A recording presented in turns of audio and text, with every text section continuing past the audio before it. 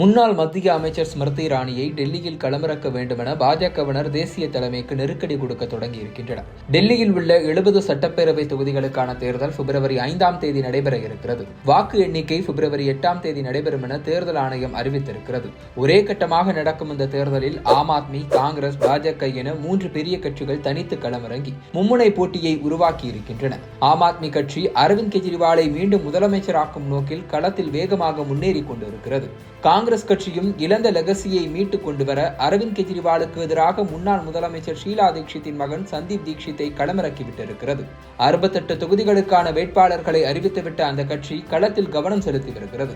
ஆனால் மற்ற மாநிலங்களில் எல்லாம் முந்திக் கொண்டு வேட்பாளர் பட்டியலை வெளியிடும் பாரதிய ஜனதா கட்சி டெல்லி சட்டப்பேரவை தேர்தலுக்கான வேட்புமனு தாக்கல் நாளையுடன் முடிவடையும் நிலையில் தற்போது வரை 59 வேட்பாளர்களை மட்டுமே அறிவித்திருக்கிறது. மீதமிருக்கும் 11 தொகுதிகளுக்கான வேட்பாளர்களை தேர்வு செய்வதில் குழப்பம் நீடித்து வருகிறது. பாஜகவுக்கு இன்று மட்டுமே அவகாசம் இருப்பதால் மாலைக்குள் மீதமிருக்கும் தொகுதிகளுக்கான வேட்பாளர்களும் அறிவிக்கப்படுவார்கள் என எதிர்பார்க்கப்படுகிறது.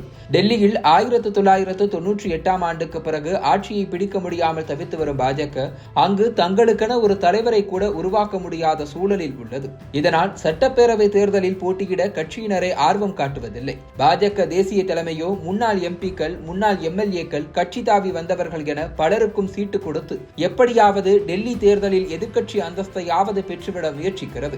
ஆனால் கிரேட்டர் கைலாஷ் சட்டப்பேரவை தொகுதி பாஜகவினர் தங்களுக்கு 10ஓடு 11ஆக வரும் வேட்பாளர் வேண்டாம், டஃப்பான போட்டி கொடுக்கும் வேட்பாளர் வேண்டும் என பாஜக தேசிய தலைமையிடம் தங்களது டிமாண்டை முன்வைத்திருக்கின்றனர்.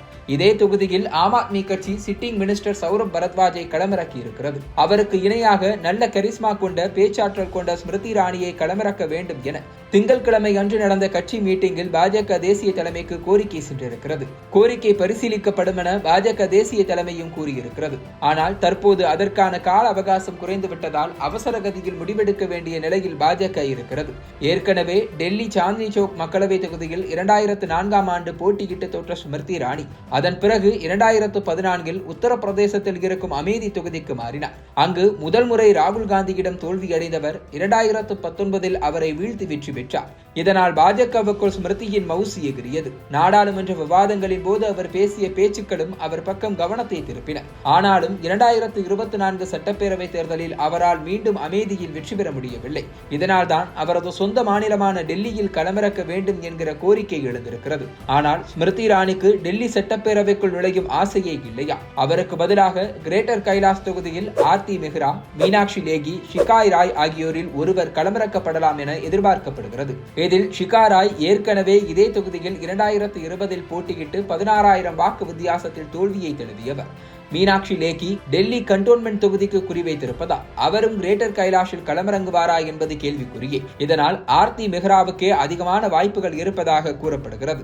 ஆனால் இந்த அறிவிப்பும் கடைசி நேரத்தில் தான் வெளியாக வாய்ப்பு இருப்பதாக தெரிய வருகிறது. டெல்லி சட்டப்பேரவை தேர்தலில் களமிறங்க பீகாரின் ஐக்கிய ஜனதா தளம், லோக் ஜனசக்தி கட்சிகள் குறிவைத்திருக்கின்றன. என்டிஏ கூட்டணியில் அங்கம் வகிக்கும் இந்த கட்சிகளுடன் பாஜக நடத்தி வரும் பேச்சுவார்த்தையும் வேட்பாளர் பட்டியல் வெளியாவதில் தாமதத்தை ஏற்படுத்தி வருகிறது. டெல்லியில் கூட்டணி கட்சிகளுக்கு வாய்ப்பளிப்பது பாஜகவை மேலும் பலவீனமாக்கிவிடும் என பாஜகவினர் கருதினாலும் ஐக்கிய ஜனதா தளத்திற்கு மட்டும் 2 சீட்டுகள் வரை வழங்கப்பட வாய்ப்பிருப்பதாக கூறப்படுகிறது. அதன்படி பார்த்தால் புலம்பெயர் பீகாரிகளான பூர்வஞ்சாலிகள் அதிகம் வசிக்கும் தியோலி, புராரி ஆகிய தொகுதிகளை ஐக்கிய ஜனதா தளத்தின் வசம் தள்ளிவிட பாஜக கணக்கு போடுகிறது. ஆனால் லோக் ஜனசக்தி கட்சிக்கு சீட்டுகள் எதுவும் வழங்கப்படாது என கூறப்படுகிறது.